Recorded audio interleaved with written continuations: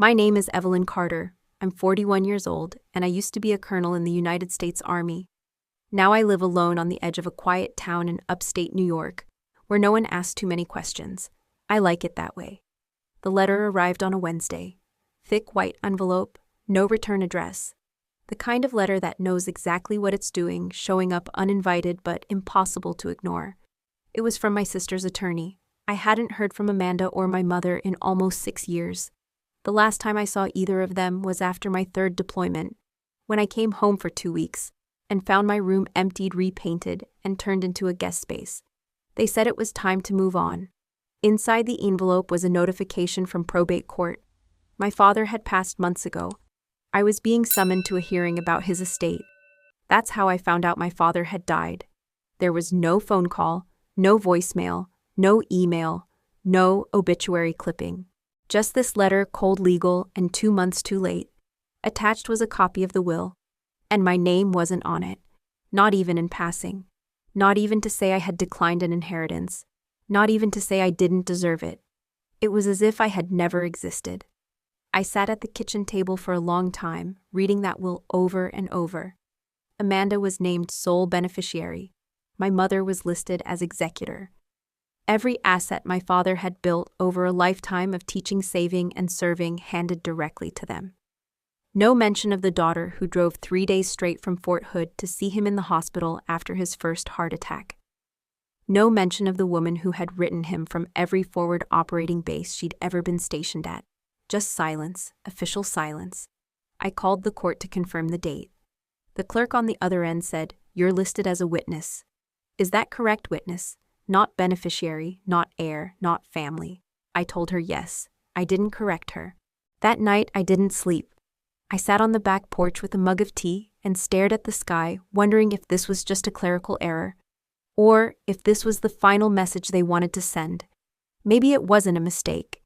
Maybe this was exactly what they intended. I didn't go to the funeral, not because I didn't want to, but because I wasn't invited. Still, I went to the cemetery 3 weeks later. No fanfare, no priest, just me, a thermos of coffee, and a small bundle of wildflowers I picked from the roadside. It was early morning. The air was cold, and the stones still looked too new, too sharp around the edges, like it hadn't settled into the earth yet. The inscription read, "Franklin James Carter, 1939, 2023, beloved husband, father, teacher, soldier." I traced the word father with my fingers. And for the first time in years, I let myself feel something. The last time I saw him alive, we had lunch at a tiny diner in Syracuse. He looked tired, older than I remembered, but his eyes were clear. He asked about my back, the injury I got, rappelling off a Black Hawk during a night op. He never asked about medals. He only cared about the weight I carried in silence.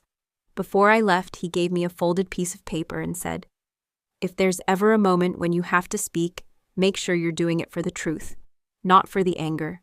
The truth deserves better than rage." I never opened the letter, not until that morning at his grave.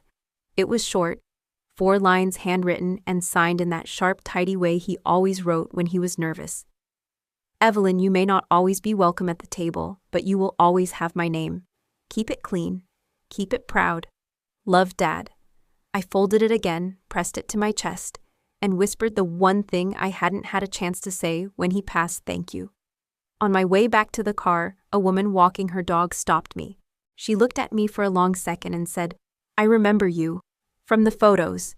You're the daughter who left, right?" I gave her a nod. That was all I could manage. She smiled politely, almost apologetically, and said, "Margaret said you weren't coming because you knew you didn't belong anymore. That you chose the Army over your family." Then she walked on. Just like that. Like the truth could be replaced by a well-rehearsed lie. At that moment, something inside me shifted. Not with fire, not with rage, but with weight. The kind of weight you carry when you know you're not just walking into a courtroom. You're walking into a battlefield that speaks a different language, but wounds just the same. Family demanded my entire share in court. She was never one of us, my mom said. My sister laughed. I said nothing until the judge looked at me, stood up, and said, "Colonel, I read your file." My family froze. Silence took over the courtroom, but that part's still to come. First, I have to walk in. And this time, I won't be walking in as a daughter. I'll be walking in as myself. The courtroom wasn't cold. The thermostat was working just fine. But the silence in that room, it carried a chill I felt in my bones. I walked in alone. No attorney, no entourage. No one at my side holding a stack of papers or whispering strategies in my ear. I wore a navy blazer and my father's wristwatch, nothing more. The bailiff didn't ask who I was. He just looked at the list and nodded toward the second row. My mother and sister were already seated across the aisle. Amanda glanced at me once expressionless, as if I were an old coworker from a job she hated. My mother didn't look at me at all. I didn't greet them. I sat down, straight-backed, hands folded in my lap, staring ahead at the judge's empty bench. The courtroom smelled faintly of carpet cleaner and dry paper. My heartbeat echoed in my ears, not fast, just steady, like I was waiting for a briefing that I already knew wouldn't go in my favor. A few feet behind me, someone coughed. No one else moved. As I sat there, I remembered a day in 2013, late summer Iraq heat still clinging to my skin after I landed in Ramstein for a 2-day decompression layover. My unit had just wrapped up a security sweep north of Al-Anbar, and I'd sustained a mild concussion from an IED blast. Nothing serious, just some ringing in the ears and a tightness in my chest that didn't go away for days. That night, I tried to call home. The line went to voicemail. I left a message. Then I emailed Amanda. I wrote, "Tell Mom I'm okay. Tell Dad I'll write soon." 2 weeks later, while helping clear storage at the base, one of the staff sergeants handed me a padded envelope with my name on it. It was unopened, postmarked from my hometown. I knew my father's handwriting instantly, but the note inside was torn, half of it missing. The envelope had already been opened and resealed. When I finally got through to him weeks later, he sounded confused. "You didn't get my letter?" "No, Dad. Amanda sent it to me, but it was opened." "Amanda. She said she found it in your desk and thought I'd want it." He hesitated. "I mailed that directly to base, with a photo of your mother and me. There was a prayer card inside. She wasn't even home when I sent it. I never brought it up again. But I remembered. I remembered the missing words from the letter. The way Amanda shrugged when I confronted her, said I was being dramatic, paranoid. You're not the only one with problems, Claire. I remembered that tone, that smirk. And I remembered how she once told her friends at a family barbecue Claire writes letters like she's in a movie. All formal and dramatic, like she's the next Patton. She acts like she's better just because she's a soldier. That was Amanda. Polished on the outside. Paper cut sharp on the inside. I looked at her now sitting in her pressed beige suit, whispering something to her lawyer. She didn't look different, but something in me had. I wasn't that young, hopeful version of myself anymore. I wasn't writing letters to earn their approval. I was here for something else entirely. I left the military the same way I entered it, quietly. There was no big ceremony, no flags waving. Just a folder of discharge papers stamped honorable, a bronze star, and a medical report that listed my back as severely compromised due to multiple compression injuries. They didn't write down what it did to my sleep, or my memory, or my faith in people. When I returned home, I stayed in a friend's guest house for 3 weeks. I didn't go to the family home. I told myself I needed space to recover, but the truth was, I didn't know how to walk back into a house where I had become a stranger. The day I did stop by, Amanda opened the door and said, "Oh, you didn't call. Not welcome home, not we missed you, just you didn't call." She let me in, but only showed me to the couch, the room that used to be mine. My childhood room had been redecorated, repainted, repurposed. It was now a meditation space, complete with a Himalayan salt lamp and printed affirmations on the wall. There was no trace of my life left there. No books, no photos, no trophies. It was like I'd been erased. I didn't ask why. I didn't cry. I just slept on the couch that night, wrapped in an old fleece blanket that smelled like lavender and dust. The next morning, my mother made breakfast. She put down a single plate and said, "We weren't sure how long you'd be staying." She said it like someone preparing for a weather delay. Polite, indifferent, clinical. Over eggs and toast, I told them about the base, about what it was like leaving a life behind, about my plans to go back to school. My father asked a few questions, mostly about logistics. Amanda scrolled on her phone. My mother didn't speak. When I finished, she finally said, "Well, not everyone's meant for family life. You've always been more of a soldier than a daughter." She didn't mean it to be cruel. Or maybe she did. That was the last breakfast we shared. I packed my things that afternoon and left without saying goodbye. 6 years passed. I moved 3 times, worked with nonprofit veteran groups, got certified as a trauma consultant, lived quietly, paid my bills, sent holiday cards even when no one replied, told myself it was okay that I wasn't angry, just detached. But the truth is, I wasn't just trying to heal. I was trying not to hate them, because hating them would have meant they still mattered. And I didn't want to give them that power, so I stayed silent. Until now, the gavel struck once. Everyone in the courtroom shifted slightly, the air tightening like a lid sealed on a slow-boiling pot. The judge adjusted his glasses, cleared his throat, and began by confirming attendance. Names echoed down the docket, my sister her counsel, my mother as witness. My name came last. I raised my hand. Present. That word meant more to me than anyone there understood. In the Army, answering present wasn't just about being in the room. It meant I'm ready. I'm accountable. Amanda's attorney stood. Slick hair, custom suit. The kind of man who smiled only with his teeth. Your Honor, he began, my client wishes to confirm the execution of Franklin Carter's last will and testament dated May 14, 2023, and to affirm that she is the sole legal heir as specified in the document filed with your office last month. The judge nodded and motioned for the document to be submitted. A clerk retrieved the paper from the attorney's briefcase and handed it up to the bench. Amanda sat poised, legs crossed neatly, hands resting on her lap, like she was posing for a magazine about inherited power. My mother beside her wore the same blank expression I remembered from my teenage years. The one that said, I'm not angry. I'm just disappointed you exist. The judge read silently for a moment before looking up. Miss Carter, he addressed Amanda. Please clarify why your sister Miss Holden was not named in this will. Amanda leaned slightly forward. Because she chose to leave. She hasn't been part of this family in years. She didn't come to Dad's funeral. She didn't call. She didn't write. She made her choice. My mother spoke next unprompted. She abandoned us. Walked away. She stopped being our daughter a long time ago. Her words landed without tremor. No bitterness, just plain deliberate dismissal. She was never really one of us, Amanda added. She always thought she was above family responsibilities. She hid behind a uniform and expected us to worship her for it. There it was. The sting in my throat didn't come from shame, it came from recognition. That tone, that certainty. I'd heard it in other places, in interrogations, in briefings gone sideways, in the voices of men who mistook quiet for weakness. The judge looked at me. Miss Holden, do you wish to respond? I could feel every eye in the room pivot toward me. I sat very still. No, Your Honor, I said. Not at this moment. My voice was calm, not out of control, not proud, just steady. It was the kind of voice you learn to use when people think they already know your story. Amanda's attorney continued. We believe this will reflect the true intent of Mr. Carter. My client was the primary caregiver during his final months, while Miss Holden made no effort to visit or participate in arrangements. I didn't flinch.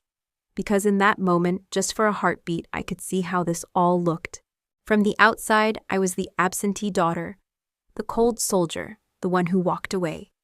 They had a neat little narrative, and for now, it looked like they'd won. The silence that followed wasn't one of peace. It was the silence of verdicts that felt already made. I reached into my bag slowly, carefully, and removed a sealed envelope. It had my father's initials in the corner, written in black fountain pen, the kind he only used for special correspondence. I stood. Your Honor, I said I have something to submit to the court. 3 items all directly connected to this case and to the deceased. The bailiff approached. I handed him the envelope, which contained a handwritten letter from my father dated 3 days after the will Amanda had filed, an official document from the Department of Defense recently declassified, and a notarized signature verification from my father's estate planner dated before his stroke. The judge opened the envelope and began reading. The room tightened again. I remained standing. The judge's eyes slowed over the page, his brow furrowing deeper with each line. When he finished reading the letter, he passed it to the clerk, then turned his attention to the verification sheet and the Pentagon file.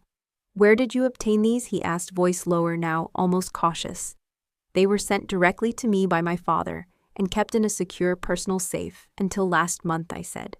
The verification was conducted by a third party when I suspected a discrepancy between the version submitted by my sister and what I had received. I paused before adding, "You'll notice the signature in the filed will does not match any on my father's financial or legal documents prior to his stroke." Amanda's attorney stood abruptly. "Objection. This is hearsay. These documents haven't been verified." "They have," I said calmly. "Page 3 of the envelope contains a letter from Leland and Hunt Legal Group. My father's estate attorney, Richard Connors, signed it. He passed away 2 months ago, but this letter was dated before that." The judge raised a hand to silence everyone. "I'll review these carefully," he said. "In private session." My mother looked like she had just swallowed glass. Amanda whispered something to her lawyer, but for once she looked uncertain. Her legs so confidently crossed before now shifted beneath her chair. The judge read the Pentagon memo once more, then looked up. "You were in Operation Red Hound?" he asked. "Yes, Your Honor. I was a forward reconnaissance officer, and later transitioned to strategic advisory on civilian-military reintegration. My file was classified until last year." A faint flicker passed through his expression, something close to recognition. "I was a logistics officer," he said quietly. "3rd Division. I remember the name, Holden." He looked down again, slowly rereading the final page, and then closed the file. "We will take a brief recess," he said. "This court needs time to verify the contents submitted by Miss Holden." The gavel struck once more. People began to shift, but I didn't move. Amanda's chair scraped as she stood. Her eyes locked on mine for the first time since I walked in. And I could see it, the fracture, the beginning of doubt. I didn't need to prove I belonged in that family. I just needed to prove I hadn't lied about who I was. And I had. Without raising my voice, without making a scene, just by presenting the truth and letting it stand taller than their version ever could. The judge had barely stepped out for recess when Amanda's attorney leaned forward to gather the documents I'd submitted for examination. His hands trembled not overtly, but enough for someone trained to see. And I saw. He opened the Pentagon memo again. His eyes stopped halfway through the first page, and something shifted in his face.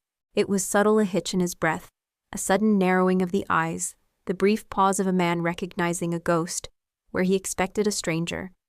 I watched him silently. He looked up at me, but this time not as an adversary, not as a hired sword defending a selfish cause. "Your name is Claire Holden," he said, voice lower now.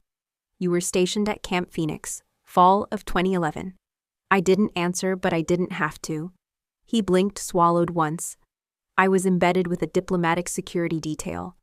Convoy ambush route Maple. Our lead vehicle hit an IED.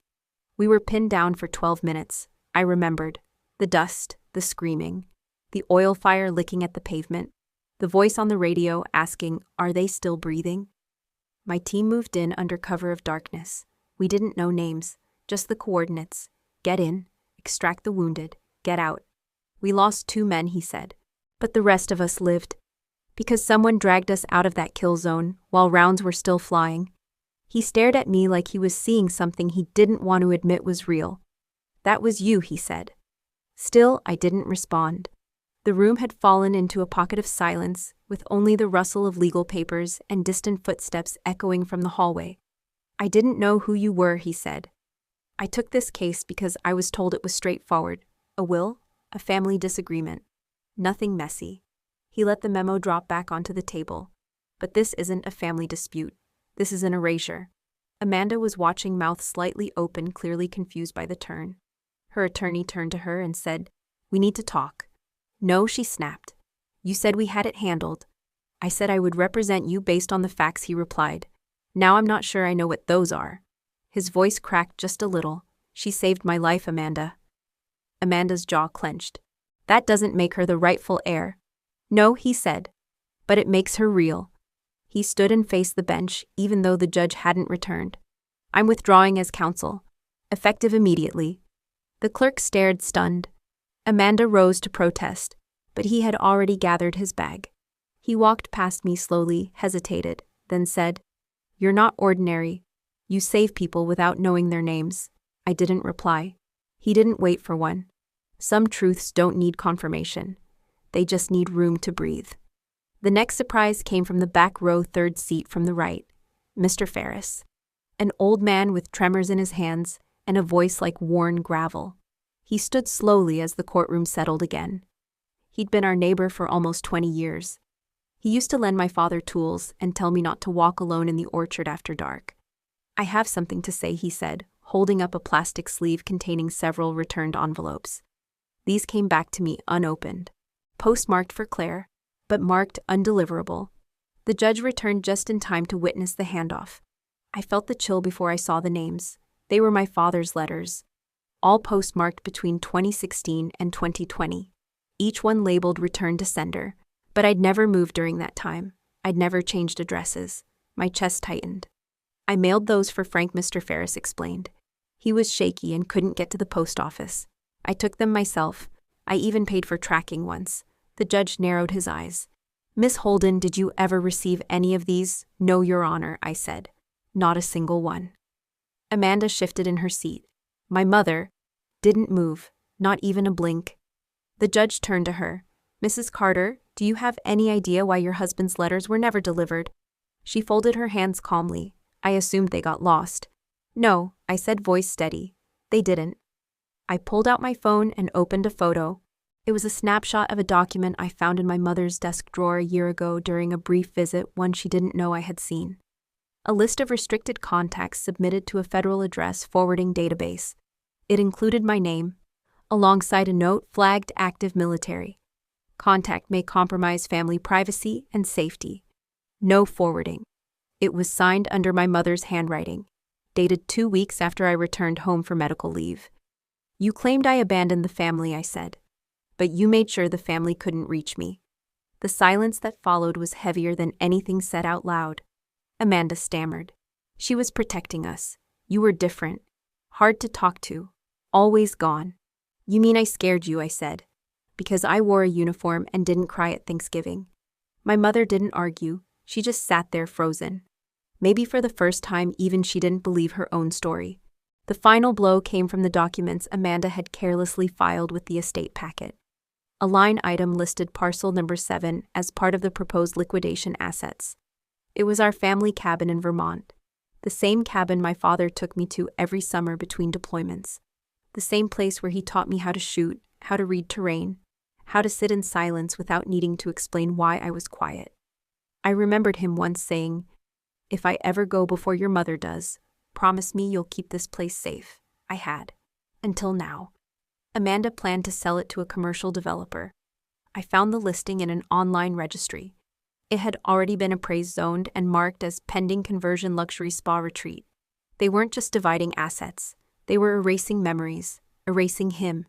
"They want the land," I said to the clerk, "but not the history." The judge raised an eyebrow. "And what would you do with it?" I looked him square in the eye. "I'd turn it into a resource center for veterans. The kind who come home with stories they're afraid to tell. The kind no one makes room for at the dinner table." He didn't reply. But he didn't have to. Some visions don't need approval. They just need to be said out loud so someone else remembers them too. The courtroom door opened with a firm click. Everyone straightened in their seats as the judge re-entered holding a single folder in his hand. My folder. He didn't sit. He walked to the bench slowly, deliberately, and placed the folder down with care. His expression was unreadable, but his eyes held something that hadn't been there earlier: clarity. He cleared his throat and looked directly at me. "Colonel Holden," he said. The words struck like a bell inside my chest. For a second I thought I had misheard him, but he repeated it. "Colonel Evelyn Holden." A ripple passed through the room. I felt it in the shifting posture of the bailiff, in the sudden stillness of the clerk. Even Amanda's breath caught in her throat. "I've reviewed the documents submitted," the judge continued. "They are legitimate. The signature analysis confirms discrepancies between the submitted will and the verified handwriting of the deceased. The letter from Mr. Carter, handwritten and dated after the version filed by Miss Carter, meets the legal definition of a revised will." He paused, then added, "I have also reviewed the letter from the Department of Defense. As a former logistics officer, I recognize the clearance level and operations cited. I am aware of the procedures that surround a file of this nature, and I can personally attest to the difficulty of obtaining such declassification." He looked down at the folder again, fingers resting on the Pentagon seal. "Colonel, what you did, what you were a part of, people in this room may never understand. But I do. I didn't move. I wasn't sure I could. The room had gone so still I could hear the fluorescent lights humming above us. Therefore, he said this court recognizes Colonel Evelyn Holden as a legitimate beneficiary and executor of Franklin Carter's estate effective immediately. The previously submitted will is invalidated. My mother gasped softly. Amanda let out a noise I couldn't define, somewhere between a sob and a broken laugh. Her eyes filled with tears, but her mouth didn't apologize. She just stared at the judge as if he had betrayed her too. The judge turned to Amanda and her now former attorney's empty chair. I caution you, Miss Carter, against further litigation. The evidence against your claim is conclusive. Should you wish to challenge, I advise you to secure different counsel and prepare for criminal inquiry into will tampering. Amanda's face collapsed. She sat down trembling, blinking hard, like she could unsee what had just happened. My mother didn't sit. She stood stiffly, gripping her purse-strap, jaw locked. She didn't look at me, not once. The judge turned back to me. I regret that it took a courtroom to recognize what should have been honored at a kitchen table. Your service, your sacrifice, and your integrity deserve more than silence. I nodded slowly. I didn't come here for praise, I said quietly. I came to keep a promise. The judge offered a faint smile. Well, Colonel, you've done that and more. He struck the gavel once. This hearing is adjourned. Chairs scraped as people stood. Papers shuffled, but I remained seated. For a long second, I sat in the center of a courtroom that had once treated me like a shadow. Now it held a strange kind of stillness, as if the air had shifted. I stood, finally collected my folder, and turned toward the exit. I didn't look back. But as I passed the gallery, I heard someone whisper. She never said a word, she didn't need to. And someone else replied, that's the kind of voice people remember. I stepped outside into the sunlight, not as a daughter reclaiming inheritance, but as a soldier honoring legacy. It wasn't the victory they expected. It was the truth they couldn't ignore. Just as I reached for my bag, ready to leave the courtroom with everything settled, a voice from the back row stopped me. Colonel Holden, I turned. An older man stood up slowly from the last bench, lean frame, deep-set eyes, military haircut gone silver.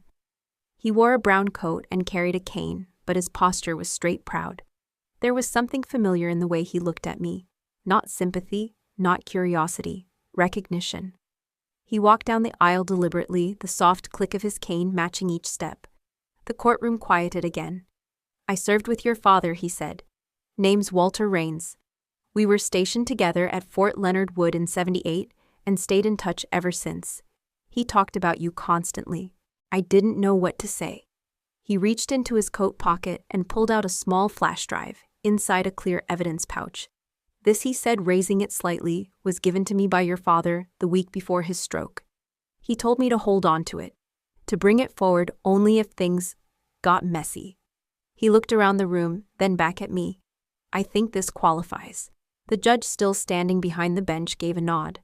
The bailiff retrieved the pouch, handed it to the clerk, who then slotted it into a small courtroom laptop. The speakers buzzed softly.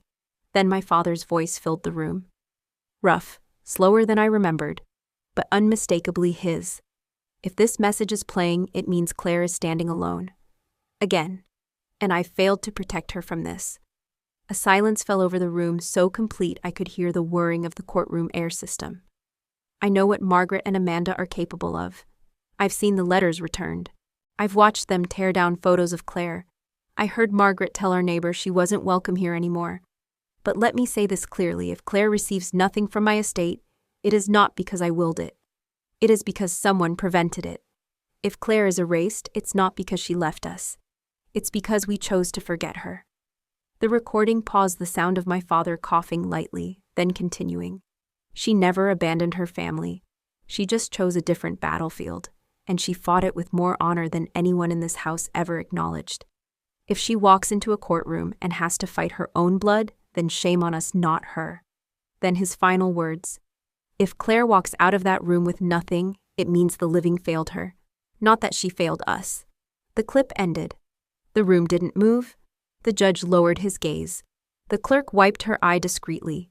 Even the bailiff looked away. Amanda sat frozen. My mother, still standing, closed her eyes slowly, like the weight of the voice had finally pierced through every excuse she'd built. And me, I didn't cry. I just nodded. Quietly. Because it was the first time in 6 years that I heard someone in my family say what I had always known to be true. My father hadn't forgotten me. He had prepared for this. He had trusted someone else to speak when he couldn't. And in doing so, he gave me something I didn't know I still needed. Permission to stop proving myself. Because now, the truth had spoken for me. As the courtroom settled after my father's voice disappeared from the speakers, the silence was suffocating. It wasn't a peaceful silence. It was loaded with shame, disbelief, exposure. A silence born not of respect, but of revelation. My mother finally spoke. Her voice was soft, barely above a whisper, but sharp enough to cut through the stillness. I did it to protect us. She didn't look at me when she said it. She stared straight ahead at the floor as if the words would land easier if she didn't have to watch them hit me. Amanda turned toward her stunned. "Mom, what, I did it?" She repeated louder this time, her spine stiffening. I changed the forwarding address. I intercepted the letters. I told the lawyer Claire wouldn't be involved. Because I wanted peace in this family. Because I didn't want her chaos to follow her home. It was like a confession that didn't ask for forgiveness. I watched you come back from war, Claire. You didn't even look like the same person. You didn't talk. You jumped at every sound. You looked at Amanda like you didn't recognize her. You scared me. I didn't flinch. And your father, she shook her head. He was soft around you. He gave you excuses. He let you be distant. You were never around for holidays. You never called. I thought you were gone for good. So you made it easier for yourself by erasing me, I said. She finally met my eyes. I made it easier for Amanda. Amanda looked like she'd just been slapped. What you were always in her shadow, my mother said, almost with resolve. People compared you. Said she was the fragile one, the sensitive one. You couldn't compete with the daughter in uniform, the war hero. I didn't want her to spend her life being second best. I let the words sit in the air for a moment. I wasn't angry. I didn't feel hate. What I felt in that exact moment was a kind of clarity that felt like stepping into sunlight after years of walking through fog. You kept my father from me, I said. Not to protect Amanda, not even to protect yourself. You did it because you didn't understand me. And rather than learn how to love something unfamiliar, you cut it out. That's not fair, she said quickly. I did what I thought was right. No, I said you did what was easy. I didn't raise my voice. I didn't need to. Amanda tried to speak but stopped herself. Her lips trembled. My mother sat back in her chair, hands clasped tight together. The pearl ring on her finger, the one my father gave her their first year of marriage, twisted slightly as she wrung her hands. I'm not here for the money, I said. I don't want the house. I don't want the accounts. I don't want the land. Everyone stared. My voice was firm, unwavering. I want only one thing. I turned to the judge, then back to my mother. I want my father's name to remain intact. I want the story of who he loved, what he valued, and what he fought for. To be told correctly, that's all. The courtroom was quiet again, but it felt different now. Not cold, not hostile, just still, like it was holding its breath. I don't need a share, I said one last time. I just need the truth to stand. And for the first time since I walked into that room, my mother's face softened. Not much, but enough that I saw something flicker, uncertainty, maybe even recognition. Because the part of me she tried to erase was the only part left willing to forgive her. But only if she let go of the lie. When I stepped out into the hallway, the noise hit me like a wall. Reporters pressed forward with cameras and recorders. Strangers whispered my name like it was both sacred and scandalous. Some looked at me with admiration, others more skeptically, as if unsure whether to be impressed or afraid. I didn't stop to answer questions. I didn't make a statement. I just kept walking. But their voices followed me like an echo I couldn't escape. She's the one who saved that entire unit in Kabul, right? Yeah, but her own mother said she was unstable. That she cut herself off. No, her mother cut her off. That's what this whole trial proved. She's a decorated officer, a colonel. Doesn't that say enough? Still, trauma does things to people. Maybe the mom was scared for a reason. I served with women like her, I heard a man say, firmly. His chest was covered with a VA pin and a faded campaign ribbon. And let me tell you something, none of them were dangerous. They were tired, they were hurting, but they weren't dangerous. What's dangerous is pretending they don't exist. A younger woman in a crisp suit muttered, But if your child comes home and barely speaks, stares at walls, flinches at every loud sound, would you blame a mother for trying to protect what's left of her family? Another voice replied, maybe. But would you lie to your child's face for 6 years? Would you erase their existence just to make things easier? The hallway became a chorus of judgment, defense, and disbelief. It was like watching my life become a public referendum. Who had the right to be remembered? Who had the right to be believed? Who had the right to be family? I stood quietly in the corner just far enough that I could hear but wouldn't be seen.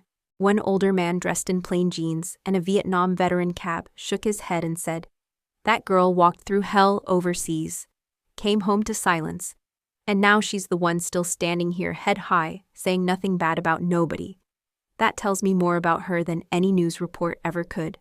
A few nodded. Others didn't. But I didn't need everyone to agree. I just needed one thing to be clear. Silence didn't mean guilt. And not all scars are signs of danger. Some are just proof you made it through. The judge cleared his throat and adjusted his glasses. "Colonel Holden, in light of the verified will and supporting evidence, you are now the rightful beneficiary of the estate. Do you wish to proceed with filing for full transfer?" All eyes turned to me. My mother's gaze didn't rise. She stared at her lap like the patterns in the tile would suddenly offer her escape. "Amanda." She looked stunned. Her lips parted slightly as if waiting for anyone to interrupt and stop what was happening. But no one did. I took a breath. And I stood. "I'm not taking a dime," I said. The room didn't gasp. It froze. The judge blinked. "Excuse me, I'm not taking a dime," I repeated louder. "Not from the estate, not from the house, not from the accounts, none of it." Amanda's mouth opened, but no words came out. I continued slowly, carefully. My father didn't raise me to seek revenge. He raised me to serve. And if this family couldn't see that, then maybe it was never mine to begin with. The air in the courtroom shifted, like the oxygen had changed weight. I turned to the clerk. "Instead, I'd like to redirect my share, if it can be legally arranged, to establish a scholarship fund for the children of veterans, especially those who served in combat zones and came home to broken systems, to silence, to forgotten birthdays." My voice almost cracked at that last part, but I held steady. "The fund will be named after my father, Captain Raymond Holden, because he remembered me, even when I wasn't allowed to remember him." A ripple ran through the room. Someone sniffled. A journalist's pen scratched faster across the page. Amanda let out a choked sound, half sob, half apology. She dropped to her knees beside the defense table. Not out of drama, out of collapse, like her spine had given out under the weight of her own inheritance. Her tears weren't about the money. I could see that now. They were about being defeated by something she didn't know how to fight grace. "I didn't mean for it to go this far," she whispered, though it wasn't clear who she was talking to. I looked at her, not with pity, not with pride, just with peace. "You can keep the house," I said softly. "Turn it into what Dad wanted, a center for veterans. Make it mean something." She nodded, still crying, both hands covering her face. I turned back toward the judge. "There's nothing left for me here," I said. "Not in bricks, not in accounts. But if one child grows up with a chance because of this, that's enough." He nodded solemnly. "The court recognizes your decision and will honor the redirection of assets as requested." And just like that, the war was over. Not the one in the courtroom. The one I'd carried for 6 years. The sun was beginning to dip behind the treetops, casting long shadows across the clearing behind the old Vermont house. I sat alone on a stone bench we had placed beneath the large oak tree, my father's favorite spot. The construction team had finished only yesterday, and I hadn't told anyone I'd be coming. There were no reporters, no family, no ceremony, just silence, just me. Just the wind whispering through the leaves, the rustle of late summer air, and the distant sound of a woodpecker somewhere beyond the hill. Beneath me on the front of the bench was a small bronze plaque. I ran my fingers across the engraving, slowly tracing the letters as if they might disappear if I blinked. "In honor of Frank Holden, a father remembered by his daughter. Not a colonel, not a judge, not a soldier, not even a homeowner, a father." That was the title I wanted him to be remembered for. That was what he was to me. Long before I ever wore a uniform, before the deployments, before the wounds, before the silence, I exhaled slowly. There had been so much noise these past few weeks. Voices in court, gasps in the audience, accusations, defenses. Legal jargon, reporters, whispers in the hallway. Old friends calling out of the blue to say they always knew I'd do the right thing. But here, finally, there was peace. I looked at the small clearing in front of the house. The grass had started growing again. The wind chimes Amanda had hung my mother's old ones still tinkled faintly under the porch roof. I didn't feel resentment anymore, or anger, or even triumph. Just completion. I had come back. I had told the truth. I had honored the man who once held my tiny hand and said, "Your strength doesn't come from fighting. It comes from knowing when to." I didn't need anyone to see this bench. I didn't need it posted on social media or written about in a magazine or sponsored by some veterans group. I just needed it to exist. For me, for him. For the promise I made in a letter I was never supposed to receive, and for a legacy they tried to erase but couldn't. I placed a single folded piece of paper beneath the bench. His handwriting from a letter he sent me years ago, the one Amanda never gave me. "If you read this, it means you're still standing." "That's enough, Claire. That's enough." I smiled. The wind picked up, and I whispered, "I'm still standing, Dad." And I remember. Then I stood, gave one final look to the house, to the trees, and to the small plaque that said everything I needed it to say. And I walked away, leaving behind not just the bench, but the war. You said I used to think silence was weakness. That if you didn't fight back, scream louder, make them see you, you were somehow less brave, less worthy, less real. But I've learned something else. Silence when chosen, not forced, is a different kind of strength. It doesn't shout, it doesn't demand attention, but it stands, and it stays. I stayed. Even when they tried to erase my name, even when they told themselves I had abandoned them, not the other way around, even when my own mother whispered to neighbors that I never belonged. I stayed. Not in their house, not in their memory, but in the truth. In the legacy of a man who never raised his voice, but taught me that dignity isn't loud. It's steady. It endures. I used to believe my absence from the family album was proof that I didn't matter. That being left out of the will meant I was never enough. That missing the funeral because I wasn't told meant I was a bad daughter. But I see it differently now. Because I was there in the letters he sent that never reached me. In the photos he kept in his desk drawer. In the plaque on that bench beneath the old oak tree. And in his voice on a recording I'll never forget. If Claire gets nothing, it's not her fault, it's ours. He saw me. And for me that was enough. I don't need applause. I don't need their regret. I don't need Amanda's tears or my mother's explanations. I needed only to reclaim the space they tried to take. To say without screaming, I was here, I am still here. So to anyone who's ever been told you don't belong, because you were different, because you chose your own path, because you were too quiet or too brave or too unwilling to conform, I see you. And you don't have to shout to be real. You don't have to win to reclaim your name. You just have to show up. Speak when you're ready. And let the truth do what truth always does, outlast the noise. I was never the loudest voice in that courtroom. But when the judge stood up, said my rank out loud, and looked me in the eye as if to say, "I know who you are," that was enough. Because now they know too. To everyone who ever felt erased, I want to tell you something I wish someone had told me. If they wrote you out of the story, write yourself back in. Not with anger, not with vengeance, but with truth. Because truth doesn't shout.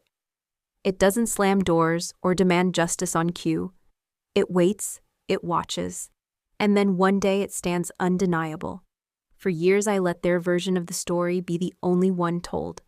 I let the silence grow thick like fog until even I started to wonder if maybe they were right. Maybe I was the outsider. Maybe I had no place. But that was never true. I was always there. In every letter he tried to send. In every moment they chose to forget. In the legacy I lived far away from their living room, but close, so close to the man who knew me best. And so are you. You who sat at the table but never had a say. You who kept the peace while others took the credit. You who walked away not out of selfishness, but out of necessity. You were not erased. You were waiting. So now write again. Write your story with quiet strength, with dignity. with the kind of clarity that doesn't seek revenge but restoration. Because it's not about proving them wrong. It's about proving to yourself that you were always right to keep going.